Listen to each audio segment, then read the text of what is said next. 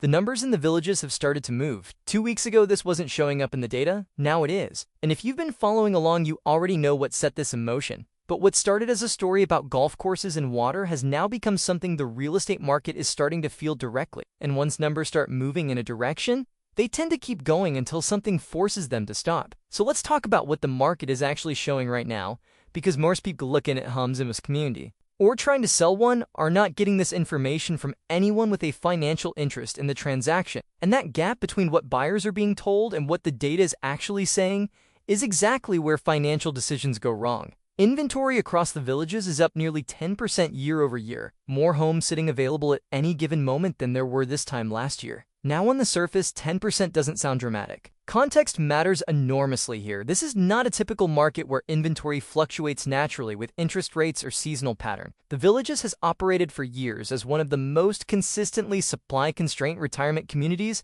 in the entire country. Demand was reliable. Buyers were motivated. Listings move. So when you see a 10% rise in a market that was built on scarcity, you're not looking at a normal fluctuation. You're looking at something structurally different, looking at exchange.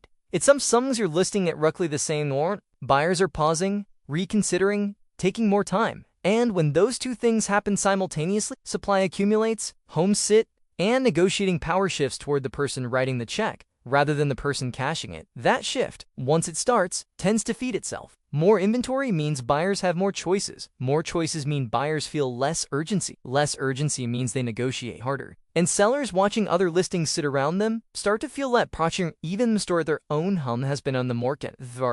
That shift is already showing up in price. Right now, approximately 40% of active listings in the villages have gone through at least one price product. 4 out of every 10 homes currently on the market has had a seller look at their original number and decide it wasn't landing. Think about what that actually means at the individual level. These are people who consulted with an agent, looked at recent comps, picked a number they believed was justified, listed the home, and then watched weeks pass without the response they expected, and then caught. Not because the home changed, because the buyer responds to that price change. That's a market telling sellers something they weren't expecting to hear. And this isn't isolated to one price tier or one neighborhood within the community. It's spread across the inventory broadly, which is what makes the 40% figure meaningful, rather than just a statistical outlier. When reductions are that widespread, they're not individual seller miscalculations. They're a market recalibrating around a new shared understanding of value. Days on market tells the same story from a different angle. Homes are now sitting for 50, 60, sometimes close to 70 days in certain segments. Time on market is really a measure of conviction. When a buyer sees something they want at a price that feels right, they move. They don't wait 70 days. The fact that homes are sitting that long tells you that buyers are looking, evaluating,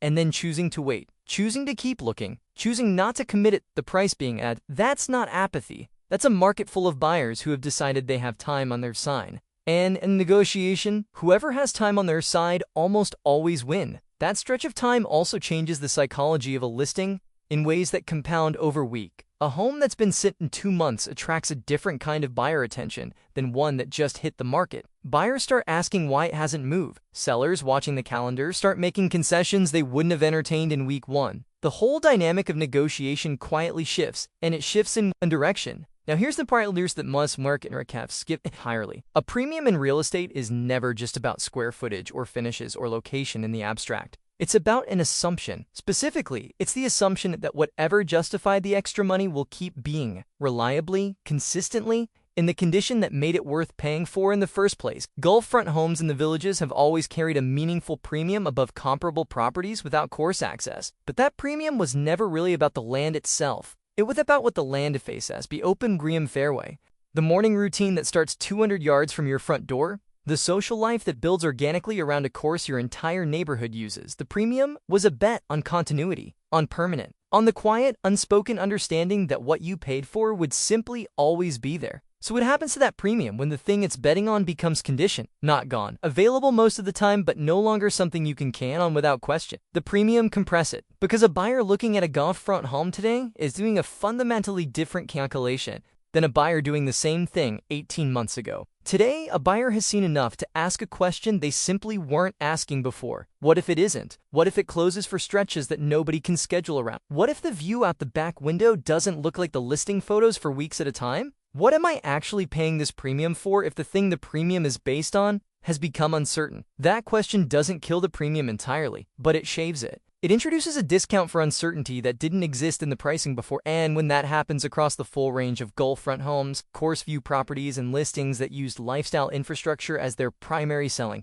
you get exactly the kind of broad, persistent price pressure that shows up as 40% of active listings sitting with reductions in days on market, stretching past 2 months. I want to ask you something, and I genuinely want your honest answer in the comment. If you were buying in the Villagers right now, one of those Gulf front poppin' is specifically, how much of that premium would you still be willing to pay? Not the full asking price, the premium, the extra amount above a comparable home without the course access. How much of that number still feels fully justified given what you now know? Is it the full premium? 80%? Half? Because I think most people, if they're being honest, would give a number that's meaningfully lower than what sellers are currently asking. And that gap between what buyers feel is justified and what sellers believe they're owed is exactly what's releasing that 40% price luxury we're seeing right now. And if you already own one of those homes, that's actually the harder position to be in. You're not deciding whether to buy into this uncertainty. You're already inside it. Do you hold and wait, betting that conditions normalize and the premium recovers? Do you list now ahead of any further softening and accept whatever the current market offers? Do you take the price cut and move on? Or do you wait another season and risk taking a larger one later? These are the real decisions happening in this market right now. And there's people are making them without anyone laying out the full picture right now. There's a real and plausible scenario where things stabilize. Rainy season arrives on schedule. Aquifer levels recover. Courses return to something close to normal operation. The market absorbs the current uncertainty. Prices find a new equilibrium. And buyers who purchase during this window end up having gotten a reasonable deal in a temporarily disrupted market. That outcome is possible. It's the one most people who built their retirements here are genuinely counting up, and they're not wrong to hope for it. There's where even that optimistic scenario doesn't cheer. The underlying conditions that created this moment are not resolved by one good rainy season. The long-term trajectory of water availability in this region, the continued expansion of a community that draws heavily and consistently on that water, the climate patterns that are increasingly defining what a normal year looks like, and the fact that exceptional years are becoming less exceptional. None of that resets because summer brought adequate rainfall. These are directional pressures. They build slowly, they compound quietly, they don't announce themselves with clear turning points until the turning point is already behind you.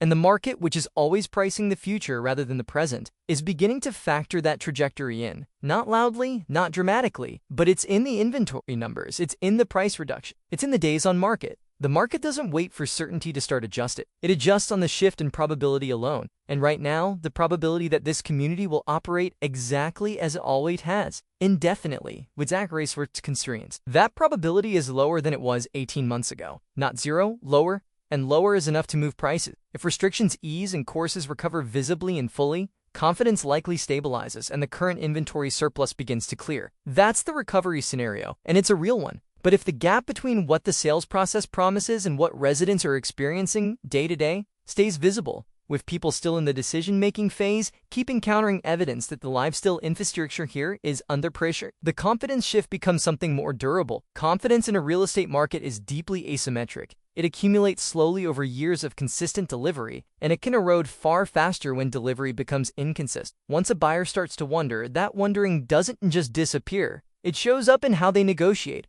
It shows up in what they offer. It shows up in whether they choose this community at all. Moments like this one almost never announce themselves clearly while they're happening. There's no single day the market turns. It happens in the accumulation of individual decisions that each feel small and isolate. A seller adjusts down $50,000. A buyer takes another 2 weeks before making an offer. A listing that should have moved in 10 days sits for 60. An offer comes in lower than expected, and the seller accepts it, because the alternative is waiting another month and potentially accepting lev. None of those individual moments feel like a turning point, but collectively, they are exactly what a turning point looks like on the inside. The collectively's in that accumulation phase right now. Not a collapse, not a crisis, but a quiet, steady recalibration of what this community is worth relative to what it was assumed to be worth. The inventory is up, the prices are bending, the days on market are stretching, and underneath all of it is a question the market is beginning to ask with real seriousness for the first time. If the thing that justified the premium becomes something you can count on most of the time rather than absolutely, what does that premium actually work? The grass may count that green flan, primarily word, but the assumption that it always would quietly, automatically,